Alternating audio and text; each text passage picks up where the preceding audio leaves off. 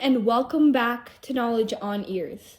So today, if you are looking to buy some type of projector, if you want a projector setup in your house, today in this video, I'm going to be showing you the projector setup that I have in my house, and hopefully that can help.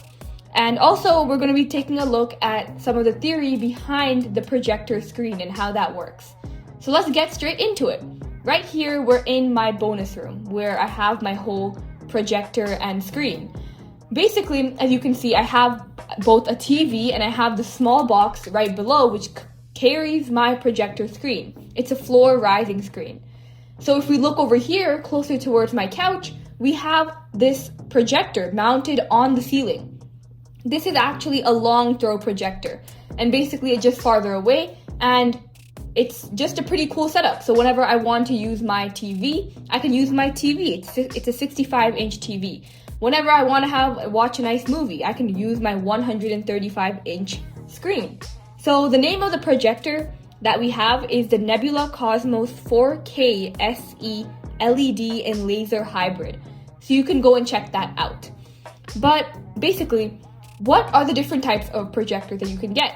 Basically, they're divided into two main types. You have long throw and short throw projectors. And it's pretty simple. Short throw projectors are projectors that are between around 3 to 8 feet away from your screen.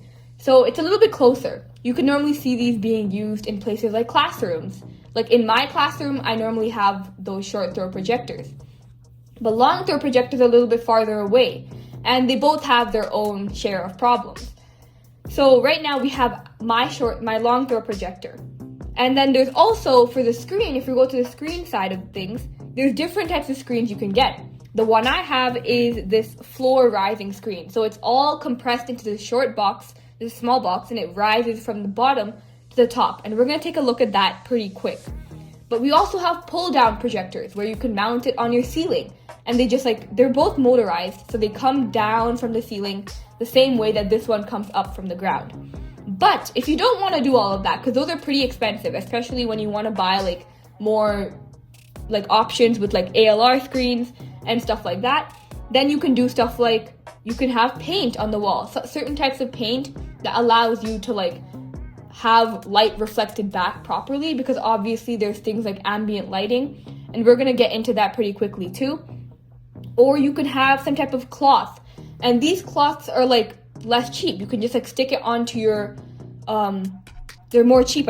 You can stick it onto your wall, and yeah, it acts like a screen. It's pretty cheap, and you just have it there to reflect light back at you properly. And you can also have a frame. You can hang it onto your wall. They all do similar things. It's just depending on cost, they're different because they work a little bit differently. You can also have nothing. You can just project it onto the wall, but keep in mind that there's obviously ambient lighting that can make your picture, can make your whatever is playing on the wall, it can make it a little bit more blurry or not clear. Yeah, so now let's get into more detail of how our screen actually rises from this super small box on the ground. So you might be wondering, how does this projector screen actually fold into such a small box? Well, we're going to open up this projector and find out. So when I open it up, you can see how we have this full supportive bar. And these bars are lifting up. They are kind of extending, and there's a joint, and that joint moves to allow it to extend. So what's happening is when it's closed completely, those joints are closed, and both the bars are flat. And when it's open, they open up so it can actually support the entire foldable screen. So this screen is very flexible. It's not rigid. It can just roll together, as you can see at the bottom. It rolls around this tube, and that's what allows it to fold in. So it's very cool. It's not a rigid thing that we have to move every time. It's something that can fold in on itself. So right here we have our projector screen, and we have a 4K video being played on the screen. You can see how it's pretty clear. It's nice and detailed. You can see the parts of the video pretty well. And this is because this screen is special. It's an ALR screen, which stands for Ambient Light Rejecting. So if you're looking to buy a projector, if you're looking to buy a screen, maybe you should consider this, because what it does is that it blocks out most of the ambient light hitting the screen. And ambient light is basically external lighting. So take stuff like lamps, candles, any external light that isn't coming from the projector. So this makes it more clear. It reduces the glare and it makes everything being projected on the screen way more clear. So now let's get into how it actually works. So when you buy a normal projector screen, how they work is when you have any light source hitting the screen, then the light scatters 180 degrees back to the audience.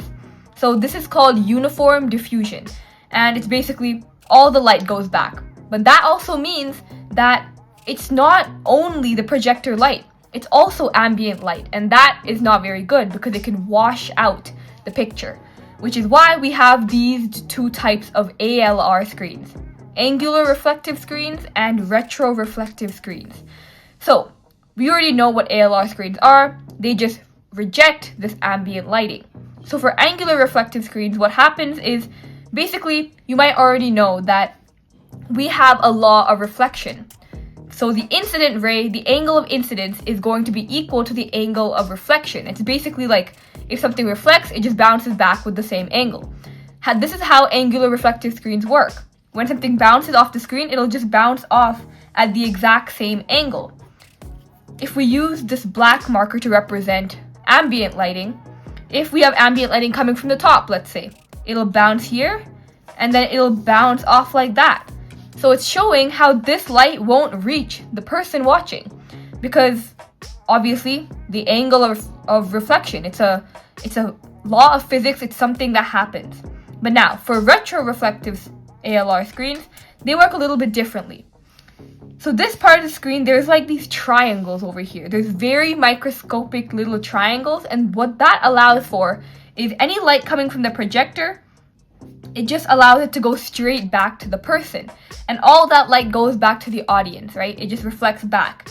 But the very important thing about these triangles is that the top and the sides, like this part right here, and the sides of the triangle, those are actually, they're black. They're completely black. And what do you know about the color black?